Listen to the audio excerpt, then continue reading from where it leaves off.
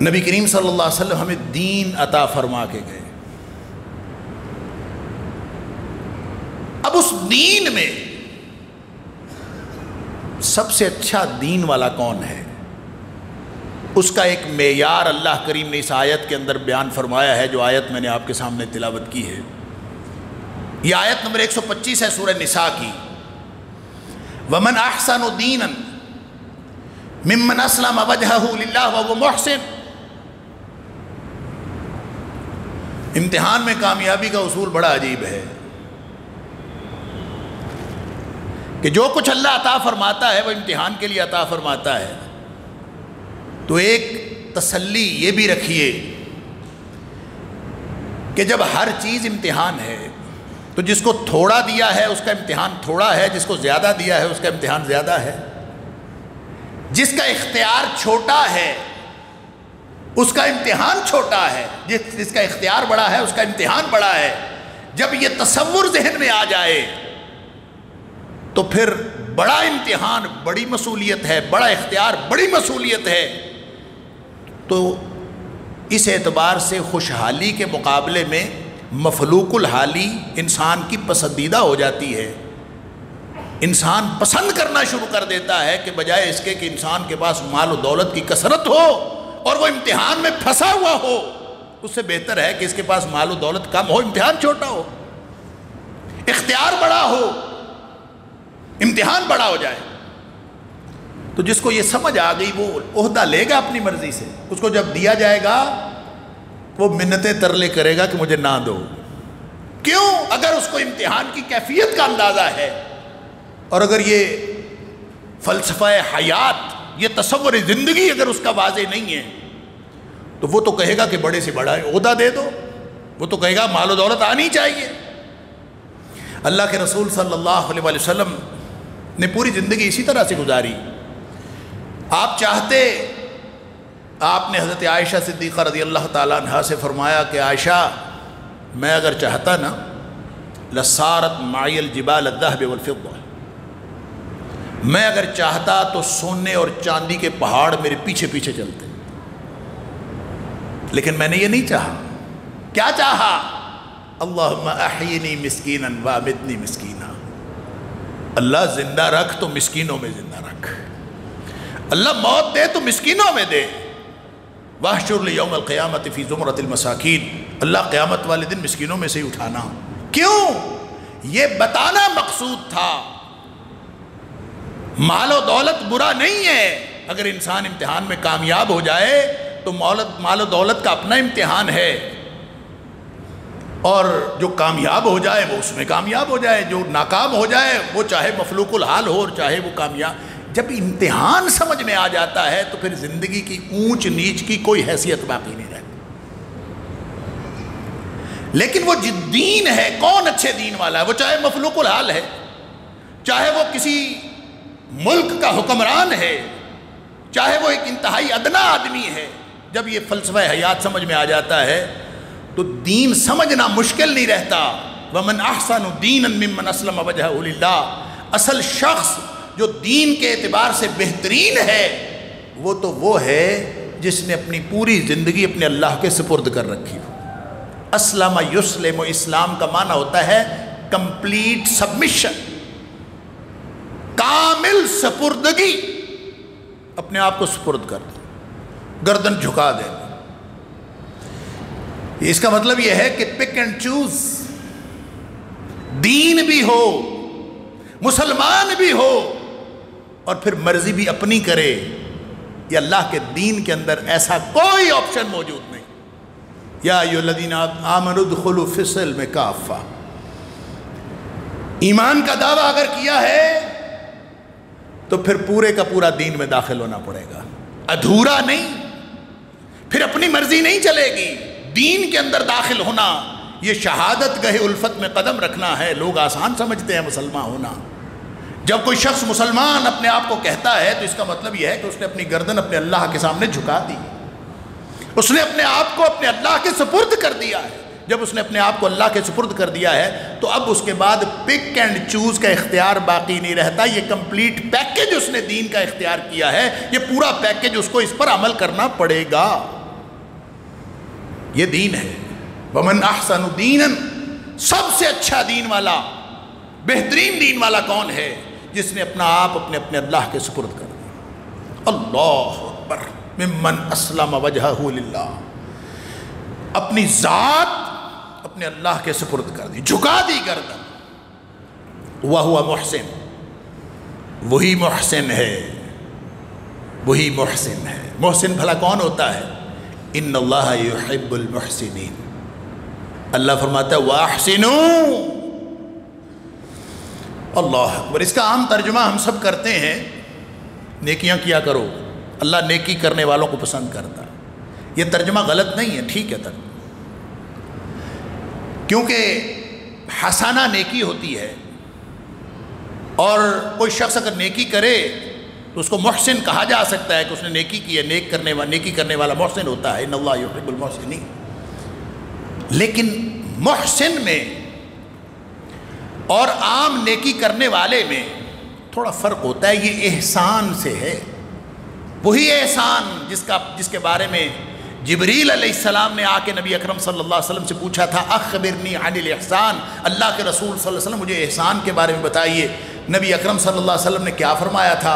ان تعبد اللہ کانک تراہ. ایسی کوئی سمبولک بات فرمائی، ایسی کوئی علامتی بات فرمائی جس کا دنیا میں وقوع پذیر ہونا ممکن ہی نہیں. کیا فرمایا؟ کہ محسن وہ ہوتا ہے، احسان یہ ہوتا ہے کہ اللہ کی بندگی اس طرح کرو جیسے تم اللہ کو دیکھ رہے ہو. اب اندازہ کرو، اللہ کو دیکھا جانا ممکن ہے؟ اللہ کو دیکھا جانا ممکن نہیں. لا تدرکہ الابصار وہو یدرک الابصار. اور فرمایا کیا جا رہا ہے؟ احسان کی ڈیفینیشن کیا دی جا رہی ہے؟ ان تعبد اللہ کانک تراہ. اگر آپ نے پرفیکشن حاصل کرنی ہے دین کی، اگر آپ نے دین کی تکمیل حاصل کرنی ہے، نقطہ کمال کو پہنچنا ہے، تو آپ کو زندگی ایسے گزارنی پڑے گی جیسے آپ اللہ کو دیکھ رہے ہو. بندگی کرتے وقت اللہ کو دیکھ رہے ہو. تو جو ناممکن ہے اس کو اچیو کیسے کیا جا سکتا ہے؟ جو ناممکن الحصول ہے. اللہ کو دیکھا جانا ممکن ہے؟ دنیا میں اللہ کو دیکھا جانا ممکن نہیں ہے. فرمایا اگر تم نہیں دیکھ سکتے اللہ کو فَإِنَّهُ يَرَاكَ. چلیں پھر یہ تو کم از کم ذہن میں تصور راسخ کیجئے کہ اللہ تمہیں دیکھ رہا ہے. تو یہ تو دوسرے درجے کی بات ہے. پہلے درجے کی بات کیا کہ اللہ کو دیکھ رہے. جب اللہ کو دیکھ رہے ہیں، اللہ مجھے دیکھ رہا نہیں، وہ تو ہے ہی، میں اللہ کو دیکھ رہا ہوں. اللہ کو دیکھا جانا کب ممکن ہے؟ یہ گویا ان اچیویبل ٹارگٹ ہے، ایک ناممکن الحصول، وہ منزل ہے جس کے پیچھے ہمیں لگا دیا ہے. کیوں؟ اس لیے کہ محسن وہ ہوتا ہے جو اپنے ہر کام کو بہتر سے بہتر کرتا جاتا ہے، اس کی ہر منزل اس سے آگے چلی جاتی ہے. اس کو امتحان کی زبان میں یوں سمجھ لیجئے کہ جس شخص نے، یہ بچے امتحان دیتے ہیں، ان کو بتایا جاتا ہے 40 نمبروں والا پاس ہے، یہ 33 نمبر، ہمارے دور میں 33 نمبر والا پاس ہوتا تھا، اب سنا ہے 40 والا پاس، کسی امتحان میں 50 والا پاس ہوتا ہے. کسی کو بتا دیا جائے کہ 40 نمبر والا پاس ہے اور وہ ٹارگٹ اپنا بنا لے 40 نمبروں کو، 2 ادھر سے آ جائیں گے، 3 ادھر سے آ جائیں گے، 4 ادھر سے، 40 ہو گئے. جو 40 نمبروں کو ٹارگٹ بناتا ہے وہ محسن نہیں ہے. پاس ہو جائے گا، محسن نہیں ہے. محسن وہ ہے جس کو پتا ہو کہ میرے 40 نمبر آ رہے ہیں پھر بھی محنت جاری رکھے، جس کو پتا ہو میرے 50 آ جائیں گے پھر بھی محنت جاری رکھے، جس کو معلوم ہو کہ میرے 100 میں سے 80 نمبر آ جائیں گے پھر بھی محنت جاری رکھے، اس کو معلوم ہو کہ میرے 100 میں سے 90 نمبر آ جائیں گے پھر بھی محنت جاری رکھے. جو پوری زندگی محنت جاری رکھتا ہے اور اوپر سے اوپر چڑھتا رہتا ہے، وہ ہوتا ہے محسن.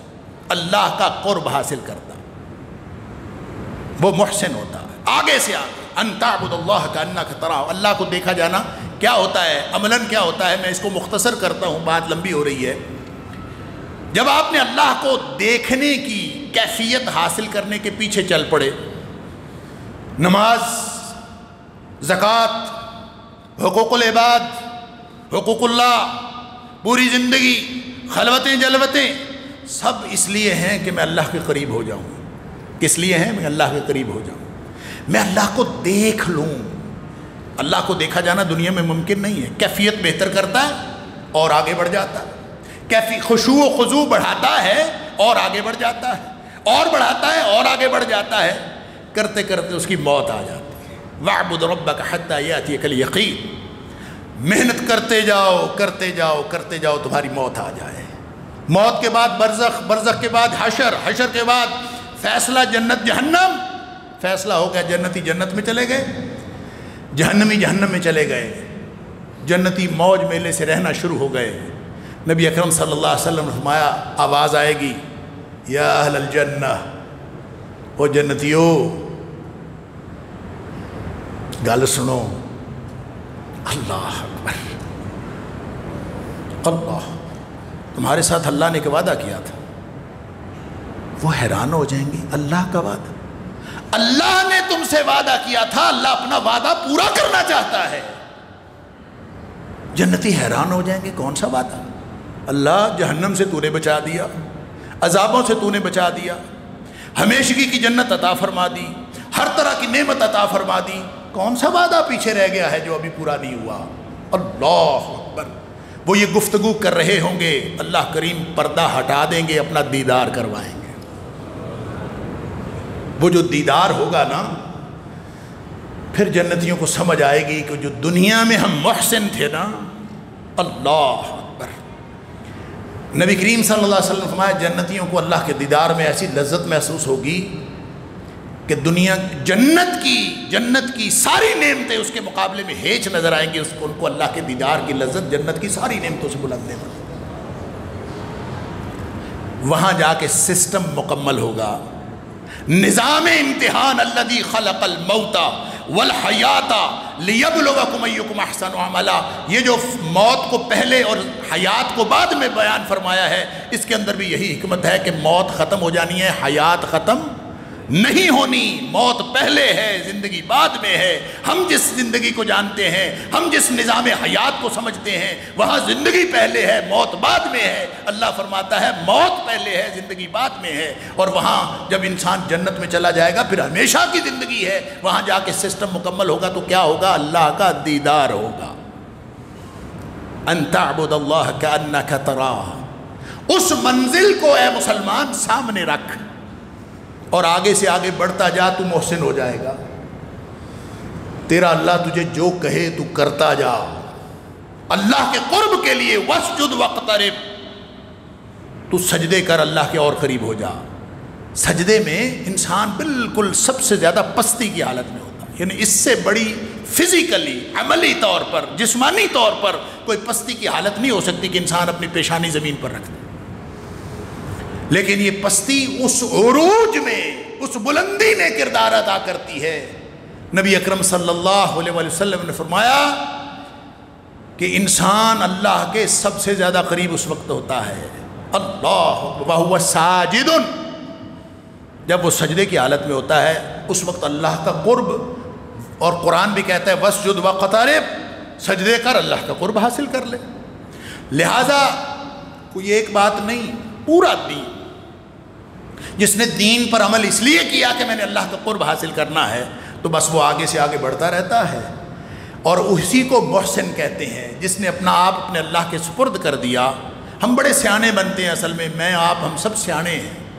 اللہ نے جو عقل امتحان کے لیے دی ہے، اللہ نے جو نفس امتحان کے لیے دیا ہے، جو اس قدر خطرناک ہے کہ قرآن کہتا ہے ان النفس لامارۃ بالسوء، اگر اس کی لگامیں ڈھیلی چھوڑ دے نا، یہ ہمیشہ برائی کی طرف لے کے جاتا، ایسی ایسی سکیمیں سجھاتا ہے بندے کو، اور ایسی یہ ہمیشہ برائی کی طرف لے کے جاتا ہے، الا ما رحم ربی، سوائے اس نفس کے جس کے اوپر اللہ کی رحمت ہو جائے۔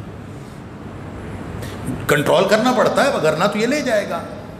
اب یہ پورا سسٹم، پورا نظام اللہ نے اس لیے دیا ہے کہ یہ اللہ کی مرضی سے چلتا ہے، یہ اپنی مرضی سے چلتا ہے، یہ ہے پوری زندگی، یہ ہے پورا دین۔ اور یہی بات سمجھائی، وَمَنْ أَحْسَنُ دِينًا، اس سے اچھا دین کس کا ہوگا؟ مِمَّنْ أَسْلَمَ وَجْهَهُ لِلَّهِ، جو سیزنل مسلمان نہیں ہے، جو اپنی مرضی نہیں کرتا موسمی مسلمان نہیں ہے، کبھی یوں نہیں کرتا، پورا ادخلوا فی السلم کافہ، پورے کا پورا دین کو دین کے طور پر قبول کرتا ہے۔ کیسے قبول کرتا ہے؟ وہ خود سیانہ نہیں بنتا، اسلم وجہہ للہ، بلکہ اپنا آپ اپنے اللہ کے سپرد کر دیتا، کیونکہ منزل پہ پہنچنا اللہ نے ہمارے ذمے نہیں رکھا، منزل پہ پہنچانا اس نے اپنے ہاتھ میں رکھا، ہمارے ذمے صرف کوشش کرنا رکھا ہے۔ وَلَيْسَ لِلْإِنسَانِ إِلَّا مَا سَعَىٰ وَأَنَّ سَعْيَهُ سَوْفَ يُرَىٰ، یہ بھی میں کہتا ہوں اس کی کرم نوازی ہے، اس کی مہربانی ہے، اس کی رحمت ہے کہ اس نے ہم سے یہ حساب نہیں لینا کہ تم منزل پہ پہنچے کہ نہیں پہنچے، اس نے ہم سے یہ حساب لینا ہے کہ تم نے کوشش کی کہ نہیں کی۔ اگر ہم نے کوشش کی ہے اور کس طرف کی، وہ کہتے ہیں کہ میرے پاس عقل ہے، میرے پاس علم ہے، میرے پاس دانش ہے، میرے پاس ہاتھوں میں طاقت ہے، میرے پاس پیروں میں کھڑے ہونے کی قوت ہے، میرے گلے سے آواز پوری نکلتی ہے، میں یہ کر لوں گا، میں وہ کر لوں گا، میں فلاں کر لوں گا۔ جس کے ذہن میں یہ بات آ گئی نا میں کر لوں گا، اس دن اس کی تباہی اور زوال شروع ہو۔ سب کچھ تو اللہ کے ہاتھ میں ہے۔ جب تمہارے ہاتھ میں کچھ بھی نہیں ہے تو اس نے یہی دیکھنا ہے کہ تم اپنا آپ اپنے اللہ کے سپرد کرتے ہو یا خود سیانے بنتے ہو، یہی تو امتحان ہے۔ فرمایا کسی کی سمجھ میں نہیں آئی، وَمَنْ أَحْسَنُ مِمَّنْ أَسْلَمَ وَجْهَهُ وَمَنْ أَحْسَنُ دِينًا مِمَّنْ أَسْلَمَ وَجْهَهُ لِلَّهِ، اصل پورا دین، پورا خلاصہ، پورا اللہ کے قرب، اس امتحان میں کامیابی کا پورا نظام وہ اس فقرے کے اندر کامل ہے کہ دین میں سب سے اچھا وہ ہے جو اپنا آپ اپنے اللہ کے سپرد کر۔ نہیں سمجھ آئی؟ سمجھانے کے لیے فرمایا وَهُوَ مُحْسِن، وہی محسن ہے، وَهُوَ مُحْسِن، وہی محسن۔ کیوں؟ وہ ایک نماز پڑھ کے لوگوں کا جینا نہیں حرام کر دیتا۔ میں نے نماز پڑھ لی، جا کے بے نمازوں کو تمہاری ایسی کی تیسی، تمہارا فلاں، تم جہنمی میں جنتی، نہیں۔ نماز پڑھتا ہے پھر اس کو تھوڑی لگتی ہے، وہ کہتا ہے نہیں نماز یہ تھوڑی ہے اور پڑھو۔ اللہ کو سجدے کرتا تھکتا ہی نہیں ہے، وہ سنتیں بھی پڑھتا ہے، وہ نوافل بھی پڑھتا ہے۔ لوگ پوچھتے ہیں اچھا یہ جو سوالات ہیں نا یہ ہماری کوتاہ فکری کی علامت ہوتے ہیں۔ لوگ پوچھتے ہیں سنتیں پڑھنی چاہیے کہ نہیں، نفل پڑھنے چاہیے کہ نہیں۔ بابا یہ اللہ کا دربار ہے، یہ قرب کا معاملہ ہے، جس نے آگے بڑھنا ہے وہ پڑھ لے، جس نے نہیں بڑھنا راستے میں رک جانا ہے، جو محسن نہیں بننا چاہتا نہ بنے۔ مزے کی بات یہ ہے کہ میں ایک دفعہ حرم میں تھا، وہاں یہاں سیالکوٹ کا ایک بچہ مجھ سے پوچھتا ہے کہ ہم یہاں آئے ہیں مسافر ہیں، سنتیں پڑھنی ہے کہ نہیں پڑھنی؟ میں نے کہا سبحان اللہ۔ میں نے کہا بیٹا آئے کہ کس لیے ہو؟ یہاں کمائی کرنے آئے ہو نا، اللہ کا قرب لینے آئے ہو۔ ساری زندگی سنتیں نہیں پڑھی تو یہاں پڑھو، ایک رکعت 1,00,000 کے برابر ہے، یہاں پڑھ جاؤ تیری ساری زندگی کی سنتوں کے برابر ہو جائے گی۔ تو اس مسئلہ پوچھتا ہے کہ پڑھنی ہے کہ نہیں پڑھنی؟ یہ مسئلے ان کے ہیں جن کی سمجھ میں یہ امتحان کا نظام نہیں آتا۔ جس کی سمجھ میں آ گیا اس کی سمجھ میں یہ آ گیا من احسن دینا ممن اسلم وجہہ للہ، جس نے اپنی کوئی چیز رکھی نہیں، پردہ رکھا ہی نہیں، خلوت بھی اس کی، جلوت بھی اس کی، علم بھی اس کا، دولت بھی اس کی، اولاد بھی اس کی، میرا اپنا ہے کیا؟ میری زندگی بھی اس کی۔ جس کی سمجھ میں نہیں آیا وہ جلوس نکالے میرا جسم میری مرضی، وہ جو مرضی کرے، جو اس فلسفہ حیات سے تعلق نہیں رکھتا، جس کو دین سمجھ نہیں آیا وہ اپنی مرضی کی زندگی گزارتا پھرے۔ جس کی سمجھ میں دین آ گیا اس کی اپنی مرضی کوئی نہیں ہے۔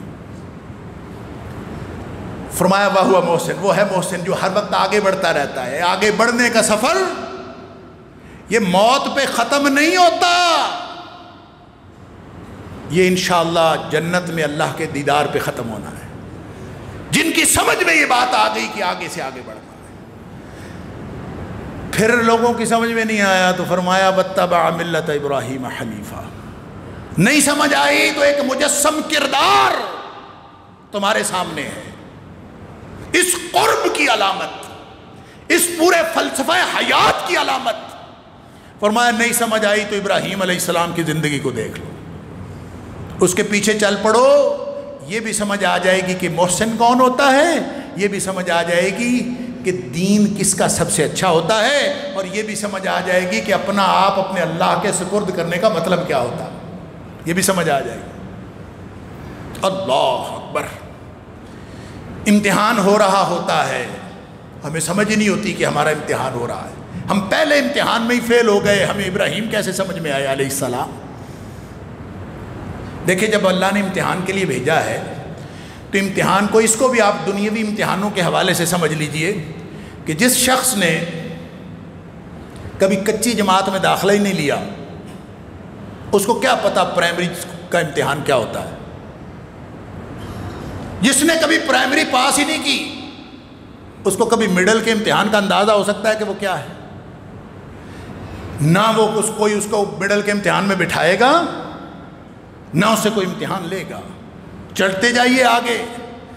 جو میٹرک پاس نہیں ہے اس کو کیا پتا ایف اے کیا ہوتا ہے, بی اے کیا ہوتا ہے, ایم اے کیا ہوتا ہے, پی ایچ ڈی کیا ہوتی ہے, وہ امتحان کیا ہوتے ہیں. جو پچھلے امتحان میں پاس نہیں ہوا اس سے اگلا امتحان کون لیتا ہے. اللہ اکبر. ابراہیم علیہ السلام کی پوری زندگی کی مثال وہ اسی امتحان کے گرد گھومتی ہے. میں آپ سے پوچھتا ہوں, آپ میں سے پوچھیں, اور ہم سب قرآن سے پوچھیں. ابراہیم علیہ السلام جس معاشرے میں تھے, بت پرستوں کا معاشرہ تھا نا. جو گھر تھا وہ کن کا تھا؟ وہ بت پرستوں کا نہیں تھا. جس گھر میں پیدا ہوئے بت گروں کا گھر تھا, بت بنانے والوں کا, پروہتوں کا گھر تھا, جو خود بت پرستی کو لیڈ کرتے تھے, جہاں بت بنتے تھے. پورا معاشرہ مطمئن تھا بت پرستی پر. ابراہیم علیہ السلام کو کس نے بتایا کہ یہ بت غلط ہیں, ان کو توحید کی دعوت دینی چاہیے. وحی کا معاملہ بعد میں. ابراہیم علیہ السلام کا پہلا امتحان عقل و فکر کا امتحان ہے. جو میرا آپ کا ہر لمحہ ہو رہا ہوتا ہے, ہم اس میں فیل ہو رہے ہوتے ہیں. ہم اپنی زندگی میں گزارتے ہوئے ہم اس امتحان میں فیل ہو رہے ہوتے ہیں. ہمیں نہ اللہ کے قرب کی عظمتوں کا اندازہ, نہ ہمیں اللہ کے سامنے کامل سپردگی کی لذتوں سے کوئی آشنائی, نہ ہمیں محسن ہونے کی کیفیتوں کا کوئی معلوم. ہم نے تو کبھی اس راستے میں آگے بڑھنے کی کوشش ہی نہیں کی. ہم پہلے امتحان میں فیل ہو گئے, ہم سے اگلا امتحان کون لیتا. اللہ اکبر. جو پہلا امتحان ابراہیم علیہ السلام کا ہوا, انہوں نے کیا کہا تھا؟ قرآن بتاتا ہے, سوال کیا تھا. وَإِذْ قَالَ إِبْرَاهِيمُ لِأَبِيهِ آزَرَ, اپنے والد صاحب سے کہا, أَتَتَّخِذُ أَصْنَامًا آلِهَةً. یہ عقل و فکر کا امتحان ہے. خود سوچا یہ ہاتھوں سے بنائے ہوئے پتھر کے صنم یہ خدا کیسے ہو سکتا؟ کیوں؟ کل مولود یولد علی الفطرہ, ہر پیدا ہونے والا بچہ اللہ سے فطرت لے کے آیا ہے. وہ فطرت توحید, فطرت اللہ التی فطر الناس علیہا, اللہ نے توحید ہر شخص کے اندر رکھی ہے. فَأَبَوَاهُ يُحَوِّدَانِهِ أَوْ يُنَصِّرَانِهِ أَوْ يُمَجِّسَانِهِ. اس کا براٹ اپ, اس کے والدین, اس کا ارد گرد کا ماحول اس کو یہودی عیسائی مجوسی بناتا ہے. لیکن ابراہیم علیہ السلام کی مثال اللہ دیتا ہے کہ اس نے جو اللہ نے عقل و فکر سلامت رکھی تھی, اس بنیاد پر سوال کیا, ابا جی اتتخذ اصناما آلہہ, بتوں کو, اللہ اکبر, بتوں کو خدا بنایا ہوا. انی اراک وقومک فی ضلال مبین. مجھے تو لگتا ہے ابا جی آپ بھی اور آپ کی ساری قوم گمراہی میں ہے. سوال کر دیا اس ٹھہرے ہوئے معاشرے میں, اس بت پرستی پر مطمئن معاشرے میں, پوری گلے سے آواز نکال کے سوال کیا, ما هذه التماثیل التي انتم لها عاکفون. مجھے ان بتوں کی حقیقت بتاؤ, ان مورتیوں کی حقیقت بتاؤ جن کی تم پوجا کرتے ہو. اور یہ وہ سوال تھا جو ابراہیم علیہ السلام کی پہلے سٹیپ کی کامیابی کی علامت بنا۔ وہ پہلے مرحلے میں کامیاب ہوئے، اللہ نے اگلا امتحان لے لیا۔ اس سے کامیاب ہوئے، اللہ نے اگلا امتحان لے لیا۔ ماں باپ کا گھر چھوڑا، شہر چھوڑا، ہجرت کی، ہر چیز چھوڑی، حتیٰ کہ ایک موقع آ گیا کہ انہوں نے کہا کہ بتوں کی عزت بچانی ہے تو ابراہیم کو لازماً اس کو آگ میں پھینکنا پڑے گا۔ ابراہیم نے آگ میں جانا بھی قبول کر لیا۔ کیوں؟ وَمَنْ أَحْسَنُ دِينًا مِّمَّنْ أَسْلَمَ وَجْهَهُ لِلَّهِ، اس لیے کہ ابراہیم کا تو جینا مرنا اللہ کے لیے تھا۔ قُلْ إِنَّ صَلَاتِي وَنُسُكِي وَمَحْيَايَ وَمَمَاتِي لِلَّهِ رَبِّ الْعَالَمِينَ، میرا تو جینا مرنا سب کچھ اللہ کے لیے ہے۔ وہ اگر میری زندگی پہ خوش ہے تو میں اس پہ خوش ہوں، وہ میری موت پہ خوش ہے تو میں اس پہ خوش ہوں۔ لہذا آگ میں بھی کود گئے، اللہ نے بچانا تھا، بچا لیا۔ رب ہب لی من الصالحین، اللہ بیٹا دے دیا۔ فبشرناہ بغلام حلیم، ایک اچھا بیٹا دے دیا۔ فلما بلغ معہ السعی، اب بیٹا جو، اچھا یہ کتنے امتحان ہیں، سارے اللہ تعالیٰ پہلے لے چکا تھا۔ وہ امتحانوں میں ابراہیم علیہ السلام پاس ہوتے گئے، یہ اللہ تعالیٰ خود قرآن میں وَإِذِ ابْتَلَىٰ إِبْرَاهِيمَ رَبُّهُ بِكَلِمَاتٍ، ابراہیم علیہ السلام کو اللہ تعالیٰ نے بہت سارے امتحانات میں آزمایا، بہت ساری باتوں میں امتحان کیا۔ کیا ہوا؟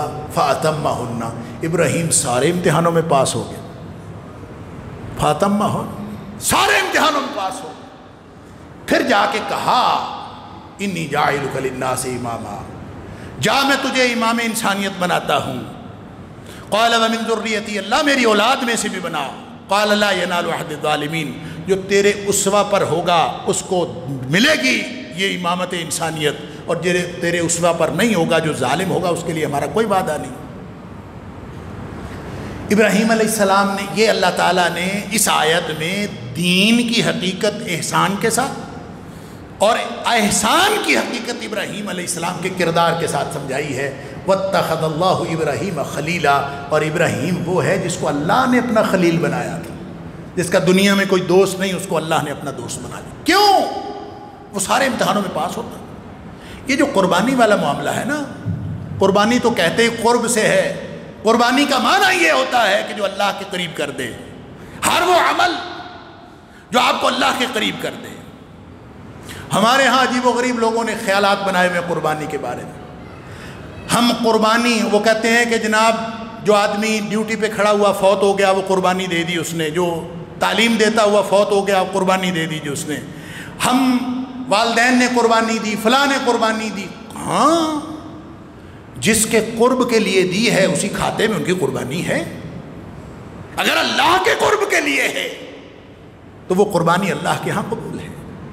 اللہ تعالیٰ نے سورہ مائدہ میں بالکل کلیئر فرما دیا، اذ قربا قربانا واتل علیہم نبأ ابنی آدم، آدم علیہ السلام کے دو بیٹوں کی کہانی ان کو سنا دیجیے۔ اذ قربا قربانا، دونوں نے قربانی کی تھی، ایک کی قبول ہو گئی، دوسرے کی قبول نہیں ہوئی۔ دونوں نے قربانی کی تھی، کیوں قبول نہیں ہوئی؟ اس لیے کہ وہ اللہ کے لیے نہیں تھی، جو اللہ کے لیے ہوگی اللہ قبول کر لے گا۔ اللہ اکبر۔ تو لگتا یوں ہے کہ ابراہیم علیہ السلام کو اللہ تعالیٰ نے سارے امتحانوں میں پہلے ہی آزما لیا تھا۔ جو یہ ایک الگ کہانی ہے، اس نہج پر سوچئے گا، پڑھ بھی لیجئے گا، آپ کو بڑے دلچسپ حقائق ملیں گے کہ امام انسانیت کو حکم ملا، اگرچہ ان کی ساری زندگی ہجرت میں گزری، ساری زندگی سفروں میں گزری، عراق سے چلے فلسطین آئے، اور فلسطین اور اردن اور مصر، یہ جو پورا علاقہ ہے یہ ایک قوس بنتی ہے۔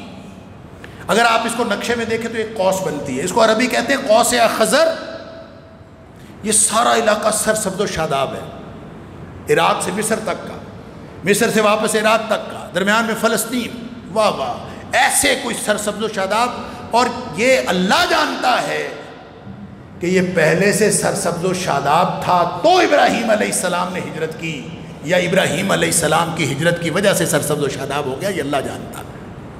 لیکن ہے یہ قوس اخضر، یہ پوری قوس بنتی ہے، ساری زندگی ان کی گزری۔ لیکن جب مکہ آنے کا حکم ہوا نا، مکہ جاؤ، تو اس وقت امام انسانیت بن چکے تھے. کیوں؟ اس لیے کہ جو مکہ ہے نا وہ مرکز انسانیت ہے. وَلِلَّهِ عَلَى النَّاسِ، اور پھر وہ جو اللہ تعالیٰ نے فرمایا کہ إِنَّ أَوَّلَ بَيْتٍ وُضِعَ لِلنَّاسِ لَلَّذِي بِبَكَّةَ، جو پہلا مرکز انسانیت اللہ نے بنایا وہ تو مکے میں ہے. لہٰذا امام انسانیت وہ عراق پھرتا رہے، وہ اردن پھرتا رہے، وہ فلسطین پھرتا رہے، وہ مصر پھرتا رہے، امام انسانیت مرکز انسانیت میں نہ آئے، یہ کیسے ممکن ہے؟ اور امام انسانیت اس وقت بنے ہیں جب سارے امتحانوں میں اللہ نے آزما لیا ہے. وَإِذِ ابْتَلَىٰ إِبْرَاهِيمَ رَبُّهُ بِكَلِمَاتٍ فَأَتَمَّهُنَّ قَالَ إِنِّي جَاعِلُكَ لِلنَّاسِ إِمَامًا. تو اس کا مطلب یہ ہے کہ اسماعیل علیہ السلام جب ملے، جب بیٹا ملا، جب وہ راتوں کو وہ مدد کرنے کے قابل ہوا، جب ساتھ دوڑنے پھرنے کے قابل ہوا، تو کہا بیٹا ذبح کر دے. تو لگتا یہ ہے کہ امتحانوں میں، سارے امتحانوں میں اللہ نے کامیاب کر دیا تھا، امتحانوں میں کامیاب ہو چکے تھے، یہ بعد میں خواب دکھایا ہے. قرآن نے یہی تو بتایا. آپ اس کے اسلوب کو دیکھیں قرآن کے. اپنے بیٹے سے کہتے ہیں انی اریٰ فی المنام انی اذبحک، بیٹا میں نے خواب میں دیکھا میں تجھے ذبح کر رہا ہوں. کیا بیٹا ہے، کیا باپ. وہ بھی اپنی زندگی اللہ کے لیے لے کے پھرتا ہے، وہ بھی اپنی زندگی اللہ کے لیے پھرتا ہے. اچھا ابا جی خواب میں دیکھا ہے. نبی کا خواب وہی ہوتا ہے. یا ابت افعل ما تؤمر. ابا جی آپ کو اللہ کی طرف سے حکم ہوا ہے، وہی کریں جس کا حکم ہوا ہے، وہی کریں جس کا حکم ہوا ہے. اللہ اکبر. میرے آپ کے جیسا ہوتا جس کو جانور قربان کرنے کے لیے ہزار بہانے بنانے پڑتے ہیں، وہ بیٹا قربان کرنے کے لیے کیا کچھ نہ کرتا. جس سے پوچھا جا رہا ہے، مشورہ لیا جا رہا ہے، جو مشورہ دے رہا ہے ابا جی کر گزریے، وہ کسی اور کے ذبح ہونے کا مشورہ نہیں دے رہا، وہ اپنے ذبح ہونے کا مشورہ دے رہا ہے. یا ابت افعل ما تؤمر، ابا جی کر گزریے. اب یہ ہے وہ داستان محبت کی، قرب کی داستان، جس میں یہ نہیں دیکھا جاتا کہ جانور قربان کرنے کا حکم ہوا ہے کہ بیٹا قربان کرنے کا حکم ہوا ہے، زندگی قربان کرنے کا حکم ہوا ہے کہ دولت قربان کرنے کا حکم ہوا ہے، وقت قربان کرنے کا حکم ہوا ہے کہ اللہ ہم سے کیا چاہتا ہے، بس میرے اللہ جو تو چاہتا ہے بس ٹھیک ہے. بھرے پورے گھر میں آپ کسی دن اپنے بچوں کو چھوڑ کے تو دیکھیں، اس کو کہیں کہ 2 مہینے میں نے گھر نہیں آنا، فون موجود ہے، انٹرنیٹ موجود ہے، 2 مہینوں کا خرچہ موجود ہے، ہر چیز دے کے ذرا چھوڑ کے تو دیکھیں. اور پھر تصور کریں کہ ابراہیم علیہ السلام اپنے ننھے بچے کو جو اللہ سے دعائیں کر کے لیا ہے، اس کو اور اس کی ماں کو ایک وادی غیر ذی زرع میں چھوڑ کے اور جا رہے، اور بی بی پیچھے پیچھے دوڑتی جا رہی ہے. اور بابا جی کس کے سہارے چھوڑ کے جا رہے ہیں؟ وہ جو حدیث میں آتا ہے نا کہ ایک تھیلی کھجوروں کی اور ایک مشکیزہ پانی کا، وہ ایسے نہیں تھا کوئی تھیلا 5-10 کلو کھجوریں تھیں، ایسے جیسے جراب ہوتی ہے چھوٹا سا ایسی تھیلی، اتنی سی کھجوریں اور چھوٹا سا مشکیزہ پانی کا، کچھ بھی نہیں تھا. ایک دن بھی نہ گزرتا، چھوڑ کے جا رہے. کیوں چھوڑ کے جا رہے؟ پیچھے پیچھے پوچھ رہی، بولتے ہی نہیں، چپ کر کے جا رہے. پھر خیال آیا کہ ابراہیم تو کوئی کام اپنی مرضی سے نہیں کرتا. اللہ اکبر. پھر پوچھا اللہ امرک بہذا، کیا اللہ نے حکم دیا ہے؟ پھر بولے نعم، ہاں اللہ نے حکم دیا. بس وہ بی بی بھی شیر نہیں ہو گئی. سبحان اللہ. اس نے یہ سننا تھا اللہ نے حکم، پورا خانوادہ ہی ہے. ایسے نہیں اللہ کے رسول صلی اللہ علیہ وسلم نے ہمیں اپنے لیے رحمت کی دعا سکھائی، اللہم صلی علی محمد وعلی آل محمد. تو ساتھ ابراہیم اور آل ابراہیم کا حوالہ دے دیا کہ اللہ جس طرح ابراہیم اور آل ابراہیم پر رحمتیں کی، اسی طرح محمد اور آل محمد پر رحمت. اور یہ بھی کچھ لوگوں کو غلط فہمی ہے کہ آل ابراہیم میں شاید آج کے دور کے یہودی اور عیسائی شامل ہیں. قطعاً شامل نہیں ہیں. یہ نسل کی بات نہیں ہے، یہ پیروکار ہونے کی بات ہے. آل وہ ہوتی ہے جو اس کے پیچھے چلے. اس لیے کہ نوح علیہ السلام کا بیٹا ان کی آل میں نہیں تھا، انہ لیس من اہلک، اور فرعون جو لا ولد تھا، جس کی اپنی کوئی اولاد نہیں تھی، اللہ تعالیٰ نے آل فرعون کی بات کی، کذاب آل فرعون، فرعون کی آل تھی، نسل تو اس کی نہیں تھی۔ اس کا مطلب یہ ہے آل پیروکاروں کی ٹیم کو کہتے ہیں، امت کو کہتے ہیں، نسل کو نہیں کہتے۔ لہذا کوئی ابراہیم علیہ السلام کی نسل سے ہو، کوئی تعلق نہیں ہے آل ابراہیم کے ساتھ اس کا، جب تک کوئی ابراہیم علیہ السلام کی ملت کی پیروی نہ کرے۔ تو بہرحال کہنے کی بات یہ ہے کہ میں اور آپ شکر کریں کہ اللہ نے ہم سے بیٹوں کی قربانی نہیں مانگ لی، ہم شکر کریں۔ صرف جانوروں کی قربانی کر کے اللہ تعالیٰ فرماتا ہے وَتَرَكْنَا عَلَيْهِ فِي الْآخَرِينَ، ہم نے بعد میں آنے والوں کے لیے اس کو چھوڑ دیا۔ ہوا کیا؟ بیٹے کو کہا کہ اللہ نے مجھے یہ میں نے خواب میں دکھایا ہے کہ میں تمہیں ذبح کر رہا ہوں۔ بیٹا کہتا ہے کہ ٹھیک ہے، جو حکم ہوا ہے کر دیتے ہیں۔ فَلَمَّا أَسْلَمَا، وہی اسلام ہے۔ وَمَنْ أَحْسَنُ دِينًا مِّمَّنْ أَسْلَمَ وَجْهَهُ لِلَّهِ، جو میں عرض کر رہا تھا نا، اسلم کا مطلب ہوتا ہے اپنے آپ کو سپرد کر دیں۔ فَلَمَّا أَسْلَمَا، دونوں نے اپنے آپ کو اپنے اللہ کے سپرد کر دیا، دونوں مطیع و فرمانبردار، دونوں نے گردنیں جھکا دی۔ وَتَلَّهُ لِلْجَبِينِ، اس کو لٹا لیا۔ اللہ اکبر، نہ بیٹا بولا نہ باپ بولا، کون بولا؟ وَنَادَيْنَاهُ أَن يَا إِبْرَاهِيمُ، اللہ فرماتا ہے ہمیں بولنا پڑا، ابراہیم قد صدقت الرؤیا۔ معنی کیا ہے مفسرین سے پوچھئے گا۔ مجھے یوں لگتا ہے کہ امتحانوں میں تو پاس پہلے ہی ہو چکا تھا، اب اللہ فرماتا ہے کہ ابراہیم تو کیسا آدمی ہے، تو نے خواب بھی سچا کر دکھایا، امتحانوں میں پاس ہونے کے بعد میں نے تجھے خواب دکھایا، تو نے خواب بھی سچا کر دکھایا۔ اللہ اکبر، پھر اللہ نے سرٹیفکیٹ دیا، ان ھذا لہو البلاء المبین، ابراہیم امتحان بہت ہی اوکھا تھا، تو اس میں بھی پاس ہو گیا۔ اللہ کا قرب ایسے نہیں ملتا۔